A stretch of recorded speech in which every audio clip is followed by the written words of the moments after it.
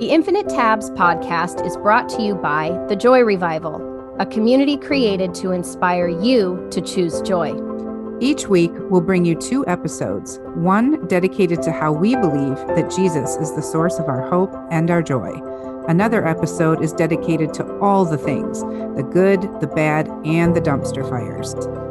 But in the midst of it all, we can still choose joy. Hello, everyone, and welcome to the Infinite Tabs podcast. I am Megan Sanchez. And I'm Stacy Filipkowski. And today is our first official Dumpster Fire Friday, where we tackle topics that many faith-based podcasts might not address because, well, they're a little bit of a hot mess. And today, our topic is, should Christians drink wine? That's a good one. Yeah, and we are going to be discussing the contradictions among Christians and the religious folk, and even the confusion throughout the Bible that this subject has. And I feel like it's one of those subjects that people have been arguing and going back and forth with religious scholars probably for years. I was just going to say religious scholars that have studied the Bible have these discussions. And what I want to say is that we don't have all the answers. We're not theologians. So take everything that we say and research it on your own and take it to the Lord. And also, while I'm saying this, if this is a trigger for you, if God has set you free from an addiction in this space, please know that we are sensitive to that and we don't want this to be a trigger for you. So maybe it's one of those podcasts that you just decide not to listen to if you know that it may be a trigger for you. And we're also not telling you to go out and drink all the wine. Okay. That's not what this is. So we want to take a few minutes to discuss actually the first miracle that Jesus performed. And this is a very interesting miracle, and the timing of it was very unique. And I didn't really think much about this until Stacy actually helped share some information with me. And I started doing a little bit more digging into this, and I learned some stuff that I had no idea. And so, Stace, if you want to explain a little bit more about why this miracle was so unique and take it away. Absolutely. So Jesus, at this point, for those of you that may not be familiar with the story, he had gathered his disciples, all of which I would like to also say were all people from all different backgrounds. Jesus didn't go to the temple and choose the religious scholars and those that were following all of the rules. He went to the rule breakers. He found those that were, trying to escape their taxes. He found a tax collector who had a lot of issues. He found a prostitute, among many others. And so really what Jesus did is he went to the people that would be relatable. This is how I've always looked at it. He went to the people and found those that would be relatable to the masses. Because really, if you think about it, if he had gone and chosen 12, if he had gone and found rabbis and all of these people that were constantly putting all of these really heavy rules on people, they would not have been relatable to the people that Jesus was trying to reach. And so he went and he found his people. And so they had been traveling for quite some time, and he was doing miracles behind the scenes. So his disciples were seeing his miracles. People he might meet on the side of the road and heal someone. They were experiencing the miracles, but there was no public miracle that had been done yet. He was at a wedding, and Galilean weddings lasted 7 days. And something I did not know. Yes. So what's so interesting is his very first miracle just happens to be at a Galilean wedding. It's 7 nights long. They're on their first night and they run out of wine. This is terrible. Bad news. Yes. So this is Jesus's first public miracle. He turns all the water into wine, and not just any wine. It said the finest wine. And so party on. I'm just kidding. Totally. Excellent. In all seriousness, this was a moment because all the people got to experience it. And not only that, they got to drink it, and they knew it was the finest wine. And so that was his first miracle. But what's interesting about Jesus's life is he began his ministry with that first miracle. And at the end of his life, on the Last Supper, he also shared the wine with the bread, and the wine was to symbolize his blood. Now, the biggest thing that we get and we hear from most people is they'll say, well, if you do your research, you'll find that back in that day, the type of wine that they had was not fermented. And so it was mostly just like juice. Okay. Can I just say something about that? I would like you to. So I did a little reading in the Bible, and in Genesis 9, verse 20, it says Noah, and I would say most of us know who Noah is. Noah, a man of the soil, proceeded to plant a vineyard. When he drank some of its wine, he became drunk and lie uncovered inside his tent. Oh, that's some heavy juice. Well, juice typically doesn't make you go to sleep naked. So I'm just thinking it's not juice. It's probably a little heavier than juice. Yep. You were going to go over the different types of wine, right? Yes. Okay. And there are 4. So let's go through that real quick. Yayin, or yayin, generally meant to boil up or to ferment, referred to alcoholic liquid in ancient Palestine. Beer is not referenced in the Bible, FYI. There were 2 types of yayin, one that was drunk as is and one that was cut with water. And they did that because they didn't have the type of technology that we have to make our tasty wines. And so a lot of times they were very bitter. So they had to cut it with water.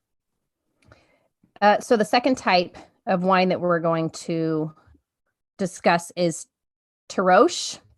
That sounds good, right? Tirosh. I think so. Okay. So Tirosh is referred to as sweet wine or the season's new wine.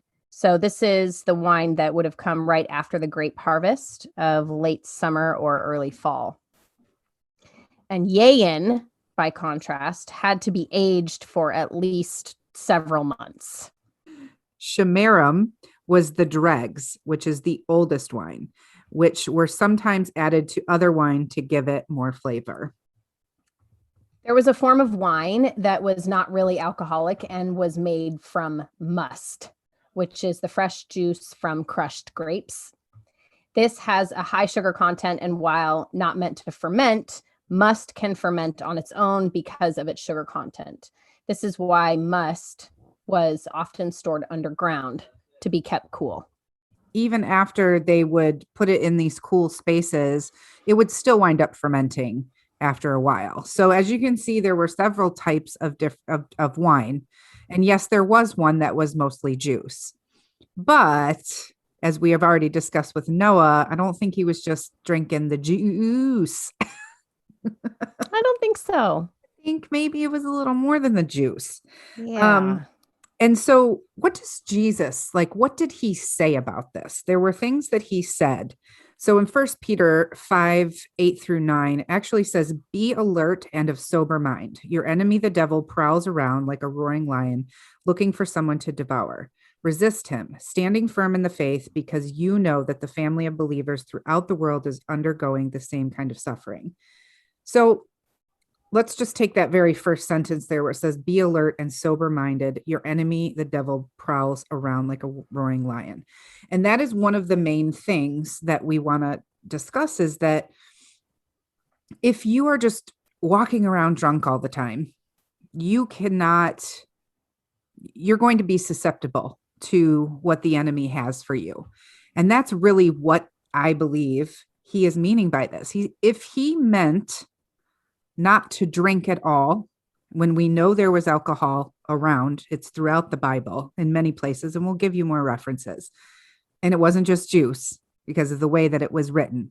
So if he did not want you to drink at all, he would have just said, do not drink. Right. But what he said was, be sober. And there's another Bible verse, which is in Ephesians chapter 5, verse 18. It says, do not get drunk on wine, which leads to debauchery. Instead, be filled with the Spirit. Right. So here we have it again, where if this was just juice, he wouldn't have to say, do not get drunk on it. It makes no sense. So for me, that contradiction is solved there. That there are, and there's more. We're just, obviously we have, a short amount of time. And if you want to do the research yourself, like we said, please do. But again, there's no reason for him to say, be sober. There's no reason for him to say, do not drink, do not get drunk, if the wine of that day didn't produce that juice. Outcome. Exactly. Yeah. So that's the first contradiction that we can just say, okay, let's just say for what it is. It wasn't just juice. There was actual wine that would lead you to get drunk if you drank too much of it. So another verse that we wanted to read is in Isaiah chapter 25, verse 6. It says, on this mountain, the Lord Almighty will prepare a feast of rich food for all peoples, a banquet of aged wine, the best of meats and the finest of wines. No, it said it twice. Twice. So aged wine. So aged those wine. of you know that aged wine is fermented wine. Mm-hmm. Yes. So why are we even talking about this? Well, there's some things. So when we started the Joy Revival, we really were talking about the things that brought us joy. And for Megan and I, one of the things that brought us joy, because like you said earlier, well, what did you say? I'll let you say it because. So, right. As we were creating the Joy Revival, we discussed the different types of things that we wanted to offer in our community, because it was a reflection of who you and I are, and the things that we like and that bring us joy. And we figured, well, if there's two of us that like these things, maybe there's a few more out there that want to jump on the journey and be a part of this. So one of the things that Stacy and I had shared together, I know this sounds funny, you guys, but literally Stacy and I have not spent very much time together in real life. Like, it's been very limited. It has been. I do feel like the time we have spent has actually been, and we talked about this before, has actually been quite like quality. We were able to go away twice. I mean, you came here and I went there, uninterrupted, no husbands, no kids. But I think that's because God had a purpose for us to do something. Totally. Yeah. But even in the beginning of our friendship, as we were spending time together, we would get together and we would open a bottle of wine and we would have a glass, and we started talking about all the things. We talked about Jesus. We talked about politics. We talked about marriage and children, all the things. And so for us, I think that when we said we should do a wine not night, it made us so like giddy at the thought of sitting down with our girlfriends via Zoom, even though in person would be better. And hopefully that will happen someday. But to sit down on Zoom, pour yourself a glass of wine and just enjoy conversation with your friends and fellowship. And so for us, creating Wine Not was the idea of putting that out there to have a glass of wine with the people that you care about. And we didn't even think really beyond what that could look like for other people. But I want you guys to understand, like, we didn't do this to glorify drinking, because I do know that everything you watch, right? We're watching, the girl behind the window, across the street from the girl behind the window, some weird show. Those of you that know, Some of you might know what this is. But she drinks all day. I mean, from the time she wakes up, this woman is drinking wine, wine, wine, wine. And I noticed that this is a very common thing in most television shows is they do glorify that. And so we don't want to come across as glorifying wine in that space, because we are called to be different as Christians. And I understand that. But I also want to say we need to be relatable to people, and we need to be able to meet them right where they're at. And what if there's someone out there that has had really bad experience with religious people? So let me just say this. I hate religion. I actually despise it, because it's just doctrines and rules, and people put tons of pressure on you. And let's just face it, the church has failed many people and hurt many people. I know many Christians, and every single one of them drinks wine. And for Christians to put on a front, unless, of course, they have deep wounds, maybe they're not an alcoholic, but maybe their family member was. And those things stay with us. And so we're not trying to minimize that at all. But this holier than thou thing that Christians put on other Christians without knowing what the actual Bible has to say and the history of it, that's where it gets upsetting, because you're like, wait a minute, you're putting your wounds on my life or on the way that I handle myself, which is not fair, because I don't know your wounds and I don't know what this has done to you. But what I do know is that gambling can ruin people's lives too. And shopping addictions, and all different types of things that become a sin because they become an idol in our lives. So if alcohol is an idol to you, or it has been an idol in someone close to you's life, you probably don't have a good outlook on it. And so then you project those wounds onto other people and say, well, they shouldn't be doing that because it could cause X, Y, and Z. We never intended for Wine Not Night to be a stumbling block for anyone. We created this event with the idea to have friendship and fellowship together. And you can have a glass of wine or not. You could pour yourself a cup of tea. You could drink water. You could drink juice. Hey, wine and not. Maybe why wine, not? maybe not. Maybe not. Yeah. And actually, our first Wine Not Night, by the time you listen to this podcast, will have happened the night before. And there's a very good chance that I probably won't be having any wine because of my circumstances. Like, I will be out and about doing some other things.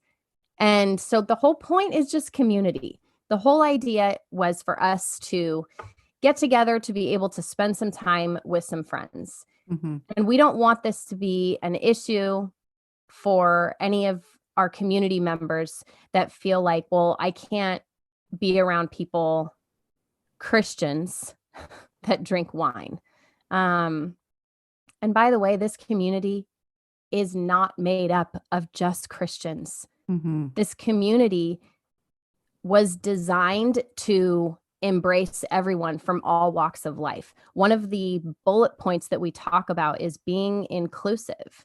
We wanted people to come to this space to feel like they were loved no matter what their background was. And so whether you participate in pouring yourself a glass of wine on Wine Not Nights or ever is completely irrelevant, because the concept is community. Yeah. And here's the thing. If this is something that you just can't get past, and because of your circumstances or because of the deep wounds in your life, that's okay. This isn't probably the space for you. And we understand that. And like you said, we're just trying to reach as many people as we can and show them that it doesn't have to be so rigid. It doesn't have to be so religious. and that Jesus came to, one of the things that he did often was he challenged the Pharisees. He made them very uncomfortable at every single turn. I remember one of, what is the second or third miracle, where he walked into the temple on the Sabbath, and you were not supposed to work on the Sabbath. And so he he walks in like a rock star, right?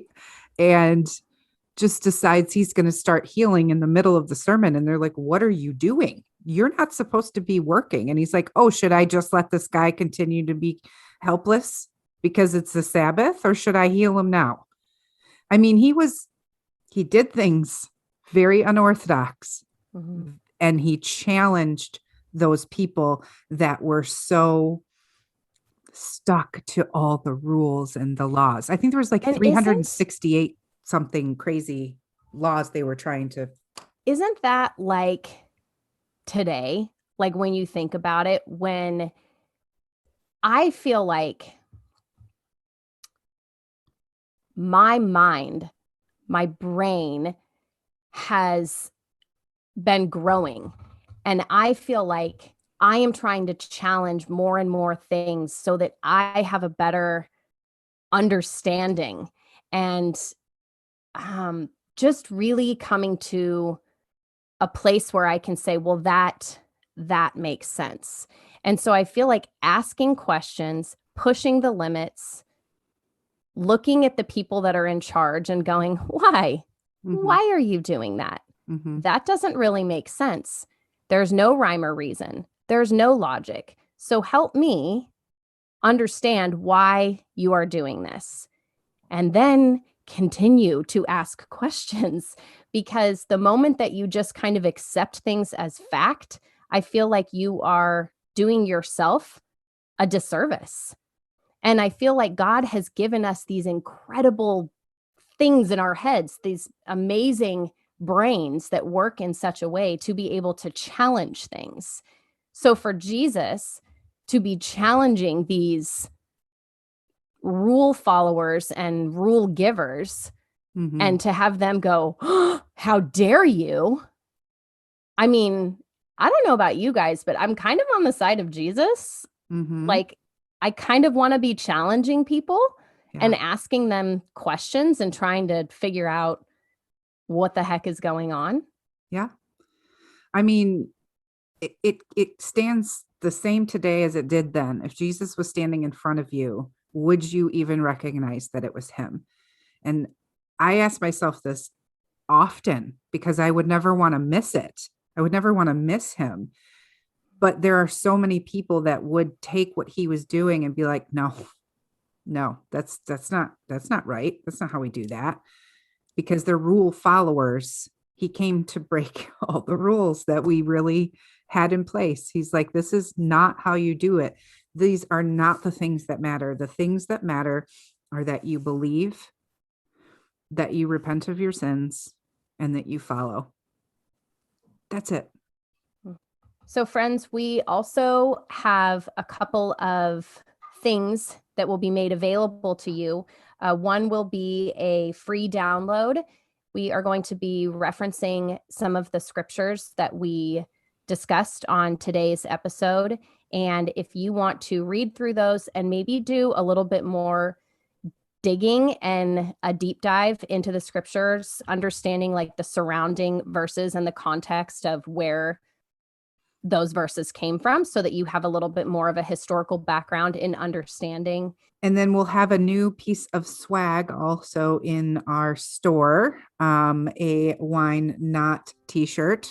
Again, because why not? Exactly.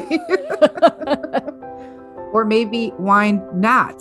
No, not. No, not. However you want to read that. Yeah. So thank you so much for listening to our first Dumpster Fire Friday. We are so grateful for each and every one of you that are tuning in every week. It truly means the world to us. We would love for you to share it with a friend, and just help it grow and help this community grow. And remember, through the good, the bad, and the dumpster fires, we can still choose joy. Thanks for coming. I mean, listening.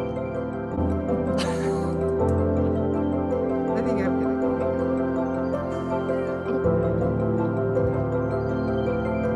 I'm kidding. I'm kidding. Maybe try to just keep your clothes on. I'm kidding.